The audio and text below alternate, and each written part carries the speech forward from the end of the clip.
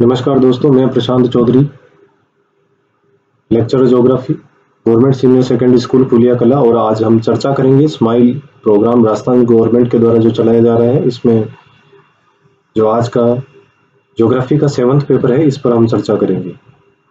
यहाँ हमारे सामने 10 क्वेश्चन हैं। इसमें क्वेश्चन नंबर 4 तक एक मार्क्स के हैं और उसके बाद हमारे 8 नंबर तक जो क्वेश्चन है वो 2 नंबर के हैं और लास्ट का 7 नंबर तक क्वेश्चन 2 मार्क्स के हैं। 8वां 9वां और 10वां क्वेश्चन हमारे 8वां 9वां 3 मार्क्स का है और लास्ट क्वेश्चन हमारे सामने यहाँ पे 4 नंबर का है।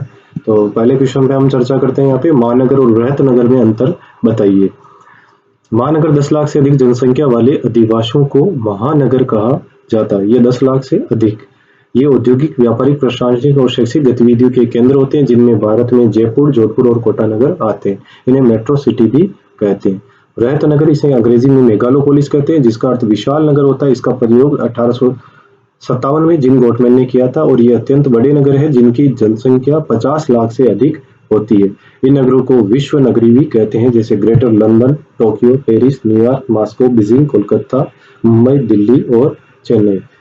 नेक्स्ट क्वेश्चन है, विश्व में पाए जाने वाले 2 शीतोष्ण कटिबंधीय घास के मैदान के नाम बताइए। तो यहाँ पर हम दोस्तों देखते हैं कि शीतोष्ण कटिबंधीय घास के मैदान 30 से 45 डिग्री अक्षांशों के बीच में फैले हुए हैं, जो उत्तरी और दक्षिणी गोलार्ध दोनों में है। यहाँ वर्षा का औसत 50 सेंटीमीटर है। इन घास के मैदानों को रूस में स्टेपीज, अमेरिका में पंपास, ऑस्ट्रेलिया में डाउन्स के नाम से जाना जाता है। नेक्स्ट क्वेश्चन है, स्वामित्व के आधार पर विनिर्माण उद्योगों को वर्गीकृत कीजिए। विनिर्माण उद्योग प्राथमिक उत्पादन से प्राप्त कच्ची सामग्री को शारीरिक अथवा यांत्रिक शक्ति द्वारा परिचालित औजारों की सहायता से पूर्व निर्धारित और नियंत्रित प्रक्रिया द्वारा किसी इच्छित रूप, आकार या विशेष गुणधर्म वाली वस्तु में बदलते हैं। विनिर्माण उद्योग किसी भी स्तर से आरंभ किया जा सकता है। ये अति साधारण वस्तुओं, मिट्टी के बर्तन, खिलौने बनाने से लेकर भारी से भारी निर्मित वस्तुओं बनाने से संबंधित हो सकते हैं। हमारा मार्क्स यहाँ पर 1 है, तो ये मैंने केवल परिचय दिया है। आपको केवल यहाँ पे नाम बताने कि स्वामित्व के आधार पर जो उद्योग है वो सार्वजनिक क्षेत्र के उद्योग, ये उद्योग सरकार के अधीन होते हैं। जैसे ये साम्यवादी अर्थव्यवस्था वाले देशों में सार्वजनिक क्षेत्र के उद्योग मिलेंगे। निजी क्षेत्र के उद्योग ये पूंजीवादी व्यवस्था वाले देशों में मिलेंगे। और संयुक्त क्षेत्र के उद्योग, इनका जो संचालन संयुक्त कंपनी के द्वारा होता है। ये निजी और सार्वजनिक क्षेत्र की कंपनी के संयुक्त प्रयासों द्वारा किया जाता है। नेक्स्ट क्वेश्चन हमारे सामने, ऑस्ट्रेलिया के पश्चिमी भाग से पूर्वी भाग तक की यात्रा करने के लिए आप किस रेल मार्ग को चुनेंगे। तो यहाँ देखते हैं कि ऑस्ट्रेलिया अंतर महाद्वीपीय रेल मार्ग का हम चयन करेंगे। ये ऑस्ट्रेलिया महाद्वीप की दक्षिणी सीमा के निकट होता हुआ पूर्व में सिडनी से लेकर, ये आप मैप पे देख रहे हैं, पूर्व में सिडनी से लेकर ये दक्षिण में पर्थ तक जाता है।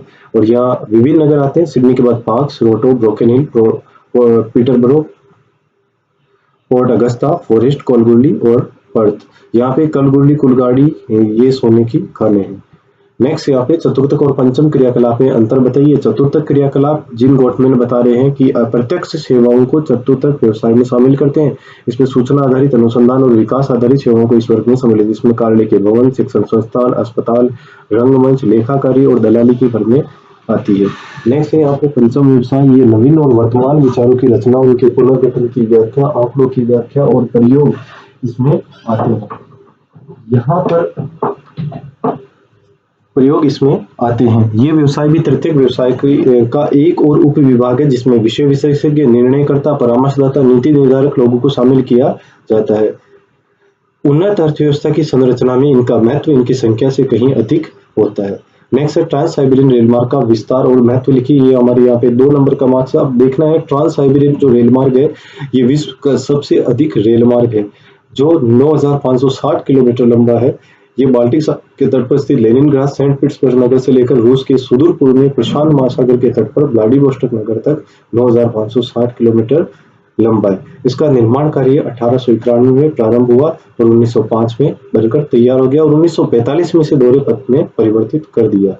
ये मॉस्को तक जाता है। मॉस्को जो रूस की राजधानी औद्योगिक नगर है। ये इसके अलावा वोल्गो नदी के किनारे कुइसेव नगर, यूरोप में उफा नगर को पार करके बिलिया बिनस्तु तक पहुंचता है। ये ओमस्क को जोड़ता है, चीता जो महत्वपूर्ण कृषि केंद्र है उसको जोड़ता है। इस रेल मार्ग से ही आर्थिक रूप से पिछड़े हुए साइबेरिया का विकास संभव हुआ। आप यहाँ मैप के अंदर देख रहे हैं, ये रूस है और रूस के अंदर ये सेंट पीटर्सबर्ग, बाल्टिक सागर के पास से मॉस्को, कजान, येकेटोरिनबर्ग, ट्यूमिन, ओमास्क, नोवासिबिर्स्क, क्रास्नोयार्स्क, अंगास्क, चीता, खबरोवास्क और व्लादिवोस्टोक तक जोड़ता है। नेक्स्ट है यहाँ पे कि विश्व के मानचित्र में लौह उत्पादक देशों को अंकित कीजिए। तो यहाँ हम 4 प्रमुख देशों को देखते हैं। फर्स्ट रूस को देखते हैं। ये रूस काफी विश्व का क्षेत्रफल की दृष्टि से काफी बड़ा देश है। सेकंड यहाँ पे चीन, जो आप देख रहे हैं भारत के ऊपर यहाँ पे चीन आपको दिखाई दे रहा है। नेक्स्ट यहाँ पे साउथ कोरिया, उत्तर कोरिया के नीचे की तरफ आपको प्रशांत महासागर में ये दक्षिणी कोरिया दिखाई दे रहा है। नेक्स्ट यहाँ पे टर्की, टर्की भूमध्य सागर के तट पे स्थित। नेक्स्ट क्वेश्चन देखते हैं। 8वां क्वेश्चन, सुएज नहर और पनामा नहर की तुलना निम्न बिंदुओं के आधार पर कीजिए। स्थिति, प्रभावित होने वाले देश और लंबाई और चौड़ाई। सुएज नहर की जो स्थिति है ये मिस्र में भूमध्य सागर को लाल सागर से जोड़ती है। ये 1859 में इंजीनियर फर्डिनेंड लेसप के निर्देशन में प्रारंभ हुई। इस नहर का उद्घाटन 1869 में हुआ। इसकी लंबाई 162 किलोमीटर, चौड़ाई 60 मीटर और गहराई 10 मीटर है। मिस्र की सरकार ने 1956 में इसका राष्ट्रीयकरण कर दिया और 1967 में संयुक्त राष्ट्र ने इसके राष्ट्रीयकरण को सहमति प्रदान की। इसमें प्रतिदिन लगभग 100 जलयान आवागमन करते हैं। यूरोप को हिंद महासागर में नवीन प्रवेश मार्ग प्रदान करता है। लिवरपूल और कोलंबो के बीच प्रत्येक समुद्री मार्ग की दूरी को उत्तमाशा अंतरिक्ष की तुलना में लगभग 1600 किलोमीटर दूरी की बचत होती है। इस नहर के सहारे एक रेल मार्ग सुएज तक जाता है, फिर इस्माइलिया से एक शाखा काहिरा तक जाती है। काहिरा मिस्र की राजधानी और नील नदी से नौगम्य ताजा पानी की नहर भी सुएज नहर से इस्माइलिया में मिलती है। यहाँ हम नक्शे में देख रहे हैं सुएज नहर, और सुएज नहर ये अफ्रीका महाद्वीप के अंदर, ये भूमध्य सागर है ऊपर की तरफ, और ये नीचे आपको लाल सागर से जोड़ती हुई दिखाई दे रही है। और ये इसका काफी बड़ा मैप है, इसमें आप देख रहे हैं। नेक्स्ट यहाँ पे पनामा नहर आती है। पनामा नहर ये अटलांटिक महासागर को ऊपर की तरफ नीचे प्रशांत महासागर से जोड़ती हुई दिखा रही है, जो पनामा देश के अंदर स्थित है। और इसके अंदर ये आपको पनामा नहर ऊपर अटलांटिक महासागर, नीचे प्रशांत महासागर को जोड़ती हुई दिखा रही है। इसके यहाँ पे नहर क्षेत्र दिख रहा है, आप अपन थ्योरी में देखेंगे नहर क्षेत्र को। और इसके अलावा यहाँ पे ये आपको जो ब्लैक दिख रहे हैं ये लॉक्स है, लॉक सिस्टम वाली पनामा नहर है। नेक्स्ट पनामा नहर, ये नहर पूर्व में अटलांटिक महासागर को, पश्चिम में प्रशांत महासागर से जोड़ती है। उत्तरी अमेरिका और दक्षिणी अमेरिका के मध्य निर्मित पनामा नहर का उद्घाटन 15 अगस्त 1914 को हुआ। पनामा थल संयोजक की भूमि पर्वतीय थी और उसकी बाधाओं को दूर करने के लिए नहर में कई स्थान पर लॉक्स बनाने पड़े।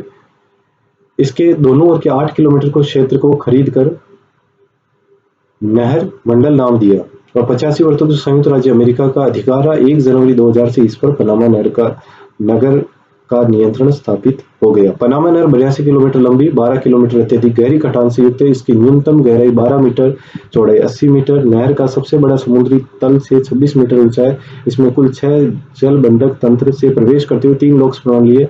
फर्स्ट गातून लॉक्स, सेकंड पिरामिकट लॉक्स मध्य में, और थर्ड है मीराफ्लोस लॉक्स प्रशांत के सिरे पे। इन लॉक्स के द्वारा जहाज पर्वतीय भूमि को पार कर लेते हैं और इस नहर से होकर जाने पर न्यूयॉर्क सैन फ्रांसिस्को के मध्य की दूरी हॉर्न अंतिम की तुलना में लगभग 13,000 किलोमीटर कम हो गई है। न्यू ऑरलियंस से सैन फ्रांसिस्को की दूरी 9,000 किलोमीटर। और नेक्स्ट क्वेश्चन हमारा, उद्योगों की अवस्थिति को प्रभावित करने वाले 3 कारक स्पष्ट कीजिए। यहाँ पे उद्योगों की अवस्थिति को प्रभावित करने वाले कई कारक आप देख रहे हैं। कुशल श्रमिक, बाजार, परिवहन, संचार, शक्ति के साधन, कच्चा माल, सरकारी नीतियां, उच्च तकनीक, जलवायु, जलापूर्ति और पूंजी। अब उद्योगों की अवस्थिति का यहाँ पे हमारे लिए क्या महत्व है, उद्योगों के लिए क्या महत्व है, उनके विकास के लिए आवश्यक भौगोलिक दशाएं उपलब्ध होती है। और यहाँ सबसे पहला पॉइंट है कच्चा माल। कच्चा माल किसी भी उद्योग के विकास के लिए सुगमतापूर्ण, पर्याप्त और सस्ती दर पर प्राप्त होना चाहिए। इससे अधिकतर उद्योग खान, वन, कृषि क्षेत्र तथा समुद्र तटीय क्षेत्रों के निकट अवस्थित होते हैं। उद्योगों का कच्चा माल भारी, सस्ता और जिनमें निर्माण के दौरान वजन कम हो जाता है, इस तरह की प्रवृत्ति पाई जाती है। ऐसा न होने पर उनका परिवहन व्यय बढ़ जाएगा। अधिकांश लौह इस्पात उद्योग कोयले की खानों के समीप स्थापित होते हैं। फल, सब्जियां, दूध, मछलियां जैसे शीघ्र खराब होने वाले कच्चे माल पर आधारित उद्योगों को कच्चे माल के स्रोत के समीप ही स्थापित किया जाता है। लेकिन कुछ वस्तुएं ऐसी होती है जिनमें निर्माण की प्रक्रिया के दौरान भार में कमी नहीं होती है। जैसे रुई कपास उद्योग, सूती वस्त्र उद्योग, तो इसके लिए ये कपास संयुक्त राज्य अमेरिका, मिस्र और भारत से आयात की जाती है। जापान और ब्रिटेन जो काफी दूरी के अंदर भारत से दूर है, लेकिन फिर भी यहाँ की कपास वहां जा रही है क्योंकि ये भार नहीं खोते हैं।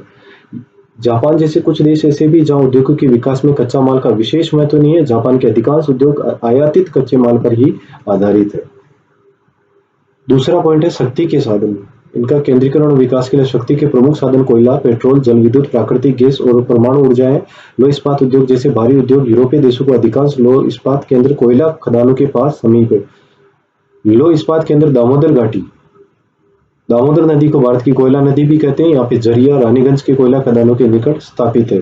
एल्यूमिनियम उद्योग सस्ते जल विद्युत उत्पादक क्षेत्रों में स्थापित किए गए। जल विद्युत का तारों के माध्यम से संप्रेषण तथा पेट्रोलियम और प्राकृतिक गैस का पाइपलाइन द्वारा आसानी से परिवहन की सुविधा के कारण उद्योगों का विकेंद्रीकरण हुआ। यही कारण है कि पेट्रोलियम और प्राकृतिक गैस उत्पादक प्रदेश बड़े औद्योगिक क्षेत्र बन पाए हैं। नेक्स्ट है परिवहन के साधन और संचार के साधन। कच्चे माल का कारखानों तक लाने और तैयार माल को बाजार तक पहुंचाने के लिए तीव्र और सक्षम परिवहन की सुविधाएं औद्योगिक विकास के लिए अत्यावश्यक है। परिवहन लागत का औद्योगिक इकाई की स्थिति में महत्वपूर्ण स्थान होता है। पश्चिमी यूरोप, उत्तरी अमेरिका के पूर्वी भाग को विकसित परिवहन तंत्र के जाल की वजह से सदैव इन क्षेत्रों में उद्योगों का जमाव। एशिया, अफ्रीका, दक्षिण अमेरिका के अधिकांश देशों में परिवहन के साधनों की कमी के कारण औद्योगिक विकास कम हुआ। परिवहन के साधनों की भांति संचार के साधन डाक तार, टेलीफोन, ईमेल, इंटरनेट आदि भी औद्योगिक विकास में सहायक है। इनसे उद्योग संबंधी सूचनाओं का आसानी से आदान प्रदान होता है। नेक्स्ट क्वेश्चन है कृषि का अर्थ समझाइए। गहन निर्वाह कृषि और विस्तृत वाणिज्य अनाज कृषि की तुलना कीजिए।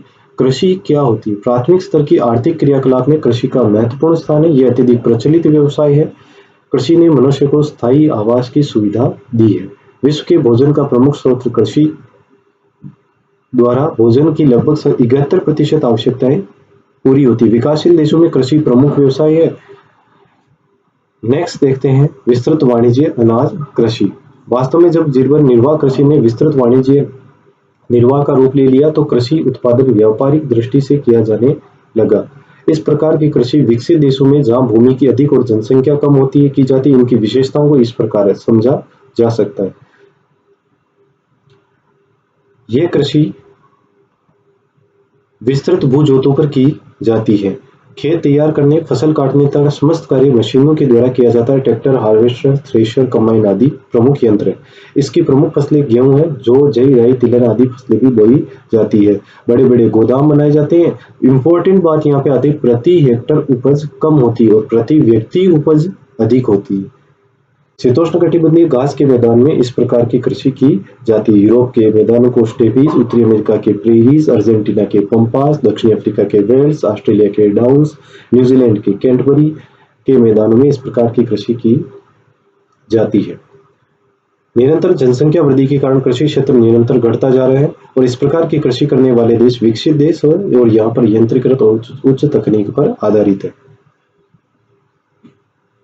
नेक्स्ट है जीवन निर्वाह कृषि। इस कृषि की शुरुआत जीवन यापन के रूप में हुई, लेकिन कृषक के लिए रोजगार परक साधन बन गई और भोजन की आवश्यकताओं के साथ साथ अन्य आवश्यकताओं की पूर्ति हुई है। इसकी प्रमुख विशेषताएं, यह स्थायी कृषि होती है जो अनुकूल प्राकृतिक दशाओं वाले क्षेत्रों में की जाती है। यह भूमि का गहनतम उपयोग होता है और वर्ष में 2 या 3 फसलें ली जाती है। भूजोत छोटे आकार होते हैं। यह अपन देख रहे हैं, पहले देखा हमने वहां पे विस्तृत वाणिज्य अनाज कृषि के अंदर भूजोत बड़े आकार के होते हैं। नेक्स्ट यहाँ पर है उन्नत बीज, रासायनिक उर्वरक, कीटनाशक दवाओं का प्रयोग द्वारा उत्पादकता बढ़ी है। सिंचाई की सुविधाओं का विस्तार हुआ, फसल चक्र अपनाया जाता है। सघन जनसंख्या के कारण बहुतः खाद्यान्नों का उत्पादन होता है। इस प्रकार की कृषि मानसून एशिया के घने बसे क्षेत्रों में की जाती है और ये 2 प्रकार की होती है, चावल प्रधान या जहां 100 सेंटीमीटर से अधिक वर्षा होती है और गेहूं प्रधान जहां 100 सेंटीमीटर से कम होती है। तो चावल प्रधान कृषि Bharat, Bangladesh, Myanmar, Indonesia, Cambodia, Thailand और दक्षिण और मध्य चीन में मिलता है। यहाँ पर चावल प्रमुख खाद्यान्न फसल है। नेक्स्ट है गेहूं प्रधान निर्वाह कृषि। ये उत्तरी, मध्य, पश्चिमी भारत में, उत्तरी चीन में, पाकिस्तान में, कोरिया में, इन क्षेत्रों में 100 सेंटीमीटर से कम वर्षा होती है। इन क्षेत्रों में गेहूं प्रमुख खाद्यान्न फसल है।